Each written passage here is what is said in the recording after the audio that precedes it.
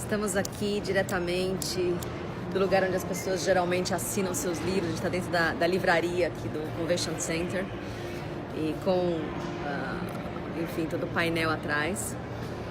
7º dia, são uma semana inteira de conteúdos, assim, passou muito rápido. Ao mesmo tempo, eu estava falando com a Milena aqui hoje de manhã, que eu já não sei mais exatamente que dia eu vivi cada coisa, ainda bem que a gente tem tudo isso mapeado e colocado aí através dos nossos reports, resumos. E principalmente com esse blackout aí das últimas 48 horas, os 2 dias estão meio bagunçados na minha cabeça, mas vamos lá. O dia 7 foi ontem, ele começou de manhãzinha, como eu já tinha falado no outro vídeo, a gente foi na parte norte da cidade, fora do festival, e a gente teve a oportunidade de conhecer e visitar uma Amazon Bookstore. Eu já tinha visto ela logo no lançamento em Nova York, em setembro de 2017, que foi quando mais ou menos nesse segundo semestre de 2017 que as lojas foram oficialmente abertas. Começaram com 12, atualmente ela deve estar o dobro desse número, por volta de 20, mas ainda assim 20 num país tão grande como esse, são poucas. Então foi uma feliz sincronicidade a gente poder gravar de dentro de uma Amazon Bookstore ontem. Ela faz parte daquela estratégia da Amazon de realmente revisitar o omnicanal dela, ou seja, as formas de tocar o consumidor, o cliente, enfim, quem usa a plataforma de e-commerce deles. Então eles compram a rede Holy Food, exatamente nesse movimento dos canais de entrega e de experiência serem permeados entre o físico e o digital, e as lojas físicas de itens, mas principalmente de livros, acaba sendo uma consequência disso. Então, quando você entra na loja, é uma experiência expandida do digital. Ela lembra em tudo uma livraria, mas ela, sabe aquela estante onde estão os mais vendidos? Ao invés de estar lá só best-seller ou mais vendido, tem a pontuação de estrelinhas que a galera dá no ecossistema da plataforma da Amazon. Então, os mais vendidos são todos aqueles que têm acima de 4,8 estrelinhas. E por aí vai. Então, além de ter a possibilidade dessa experiência digital expandida, a gente também consegue experienciar outras coisas. Desde objetos e principalmente as tecnologias da Amazon. Por exemplo, as partes de casa inteligente da Amazon e dos parceiros que fazem nossas casas ficarem mais inteligentes através da assistente Alexa. Então a gente viu as versões novas da Alexa, ela começa a ter carinha, a ter uma possibilidade de controlar luzes e tomadas inteligentes que controlam qualquer tipo de aparelho, mesmo que eles não sejam inteligentes. Eu acho que para mim sempre é uma diversão eu poder testar, e essa é a experiência que eu geralmente tenho na Best Buy. Eles estão transportando isso de alguma forma para lá. Então foi ótimo. Depois disso, a gente já veio aqui para o lado do evento, né, dentro do evento, e a gente tirou meio que o dia ontem de escutar um pouco mais de blockchain. A gente só tinha escutado os gêmeos, né, o Cameron e o Taylor lá atrás, nos primeiros dias, e a gente não tinha feito nenhuma track oficial de blockchain. E é uma das tecnologias que a gente acompanha de perto aqui no Voicers. Então, o primeiro talk foi sobre blockchain sendo usado no impacto social. Então, eles trouxeram um case do Fórum Mundial sobre o Programa Mundial de Alimentos, onde se manda alimentos, dinheiro, enfim, para áreas de risco no planeta, e como traquear e como garantir que ela realmente chegue para quem é de direito, para quem é de necessidade. Então tem todo esse projeto do Fórum Mundial utilizando o blockchain como impacto social. Aí o painel tinha pessoas do Fórum Mundial, tinha um cara de Venture Capital da Redis, tinha o pessoal da New America, que estão aqui, na verdade, em vários lugares do evento, que é uma ONG que trabalha todos esses temas, né, de trabalho, dinheiro, futuro de tudo isso, e uns representantes do Programa Mundial de Alimentos. Eles trouxeram dados como 3,5 trilhões de dólares é o tamanho do dinheiro perdido para corrupção ou para processos que são ruins ao redor dos nossos governos, entendeu? Num total de riqueza mundial produzida de 80 trilhões, 79 trilhões de dólares é a riqueza produzida atualmente pelo planeta, né? Então é uma quantidade importante de dinheiro sendo escoada, e blockchain pode ser uma resposta real a esse tipo de problema, uma vez que ele vai traquear, ele vai garantir o dinheiro ser passado de um lado para o outro.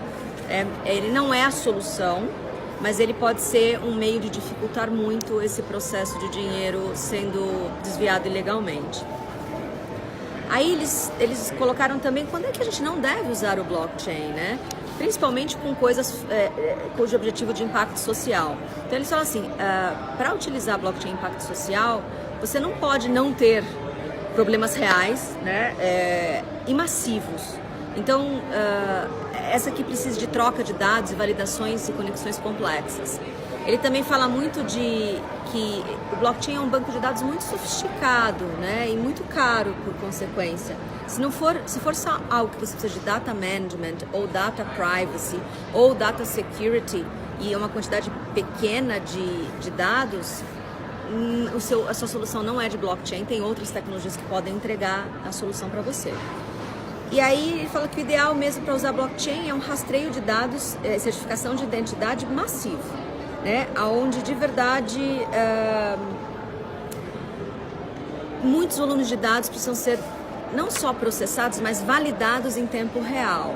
Ele fala que no futuro, hoje ainda tem uma dificuldade muito grande, porque o processamento não é de uma quantidade grande de dados por segundo, de transações por segundo, mas que no futuro ela vai ser. E principalmente quando as máquinas estiverem representando pessoas físicas e pessoas jurídicas, imagina a rapidez que todas as transações econômicas vão ser feitas. Então a gente precisa que o ecossistema esteja mais maduro. Ele falou uma coisa maravilhosa, né? Que para isso a gente precisa sair, que o blockchain hoje é um sistema financeiro semelhante ao que os bancos eram em 1970. Então o blockchain hoje está na década de 70, em relação ao que os bancos, o sistema bancário hoje com dinheiro e cartão de crédito é capaz de fazer. Quantas transações por segundo no planeta os cartões de crédito fazem? A gente vai ter um dado na próxima palestra do Ethereum. O Ethereum é uma das criptomoedas e ela faz de 14 a 24 transações somente por segundo. Acho que se a gente estiver aqui só nesse andar com a biblioteca vendendo livros agora e os cafés embaixo, a gente já fez mais, entendeu? Então não é tão simples assim. O ecossistema, segundo ele, está na década de 70. Enquanto ele não trouxer, né, para todos os potenciais de tecnologia da atualidade, o sistema vai ser híbrido. O blockchain ou as criptomoedas, seja elas qual forem, elas vão ser de verdade baseadas no sistema já ativo e trabalhando de forma híbrida, tá bom? Então acho que... eles falaram também uma coisa importante. A gente está muito acostumado vamos migrar para um banco de dados, fazer inteligência artificial, migra os dados muito sem o cuidado criterioso de limpá-los, né? E aí ele brinca assim, se vocês não fizerem um trabalho muito, muito, muito sério de limpeza de dados, vai acontecer o quê? Que o seu shit data, ou o seu bad data, vai ficar lá eternamente na chain, na blockchain. Ou seja, ninguém vai apagar a quantidade de dados ruins que você vai migrar para lá. Bom, depois disso, a gente teve na sequência acompanhando a fala do Joseph Lubin, que é um dos cofundadores, né, do Ethereum, que é, assim, a gente conhece muito o Bitcoin, depois conhece bastante o Ethereum e tem várias outras moedas e criptomoedas. E ele também é o fundador da Consensus, que uma vez que ele está trabalhando essa coisa toda de uma criptomoeda, ele criou um ecossistema onde possa resolver através do blockchain problemas reais, de mundos reais, através da cripto. Então, Consensus, com 100, S-I-Y-S. Ele falou muito da blockchain 2.0, que vai ser, de repente, nas próximas 2 décadas. Ele fala da maturidade do ecossistema e foi muito questionado sobre eu devo manter as minhas chaves, né, as minhas chaves de criptomoeda comigo, ou eu devo permitir que as exchanges, enfim, essas agências possam trabalhar com a minha chave, porque assim, toda vez que você tem uma URL, um site de Bitcoin, para falar fácil, ou Ethereum, você tem uma parte desse ecossistema digital com as exchanges, com quem fez a plataforma da criptomoeda, mas você entra com a sua chave, assim como você faz no banco. E hoje muita gente deixa como se fosse a chave, né, com essas exchanges. Exatamente pela complexidade que é operar nessas plataformas de criptomoeda. O que ele falou é que por enquanto elas são necessárias, mas que empresas como a dele, que criam as plataformas, Bitcoin, Ethereum, estão trabalhando para que elas se tornem cada vez mais user-friendly, ou seja, que ela seja muito fácil para o usuário final. E aí, no futuro, o ideal é que sempre seja, segundo ele, na sua mão, tá? Bom, ele falou também que da nossa economia hoje de 72 trilhões de dólares que a gente gera como humanidade em valor econômico, o Bitcoin hoje é pífio, ele não deu percentual, mas é pequenininho ainda, mas ele falou que vai crescer 10 vezes nos próximos 20 anos e que ele vai realmente permear todo esse sistema trilionário de valores gerados pela raça humana, tá? E ele fala muito sobre a confiança que a gente tem nas criptomoedas.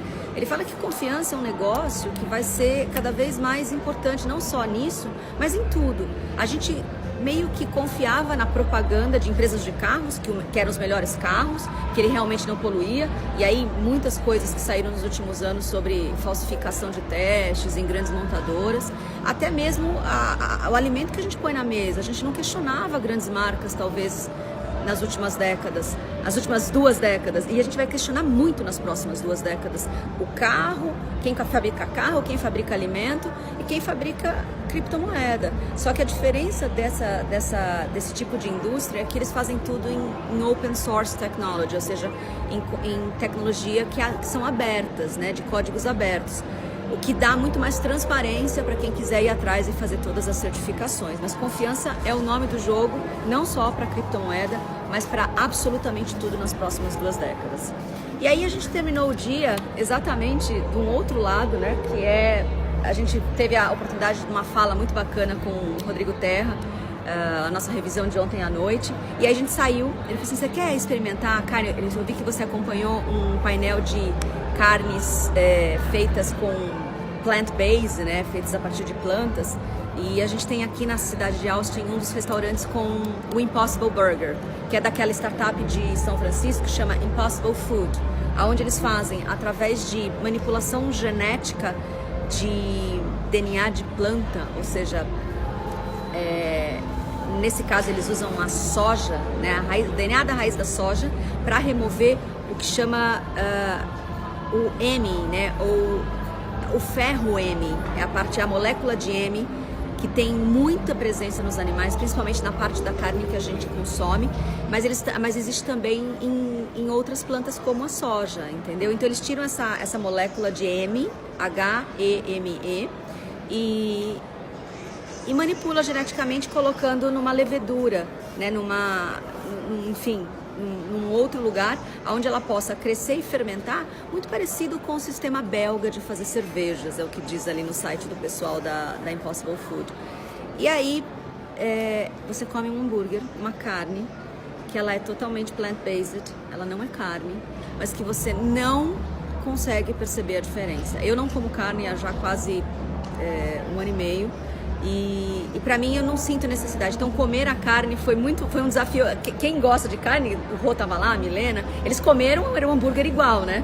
Então de uma forma geral não tinha diferença. Para mim, que eu já não tenho vontade de comer carne, foi um desafio comer, né? Porque eu não tenho mais desejo da carne, e é tão parecido que a sensação é que eu estava comendo carne. Então assim, o que o pessoal fala é que uma das inovações mais legais que tem em eventos como esse, como o CES lá em Vegas em janeiro, foi onde eles lançaram essa versão 2.0, porque a primeira versão da carne ainda era perceptível, essa não é. É que essa é uma das tecnologias mais legais que o festival está oferecendo. Então, sei lá, a LG que a gente mostrou aqui, a televisão que sobe é legal, mas comer uma carne que não é carne, mas que tem todo esse cuidado proteico, todo esse cuidado de produção, é uma revolução, entendeu? É as formas de poder alimentar a humanidade crescente, de forma saudável. A gente ainda vai questionar qual o nível de energia vital que essas coisas têm, mas eu acho que o fato de ser super transparente o processo traz as pessoas para dentro da empresa e começa todos os questionamentos. Então foi maravilhoso ter essa experiência, e quem estiver ainda aqui ou sabe que alguém está aqui, manda aí no Champions, eu coloquei nos meus posts aí o endereço para poder ter essa experiência também, tá bom? Bom pessoal, acho que era isso por hoje. A gente vai fazer uma série de coisas legais. A gente está hoje o dia inteiro no Cannabis Business, ou seja, em tracks sobre cannabis, o negócio da cannabis aqui nos Estados Unidos, todas as discussões que pra gente ainda é embrionária no Brasil. mas que dá para ter uma relação ideal do que vai ser os próximos anos, inclusive para o nosso país. Então amanhã a revisão vai ser sobre o business da cannabis, tá bom? Então é isso. Bom dia para vocês e até amanhã.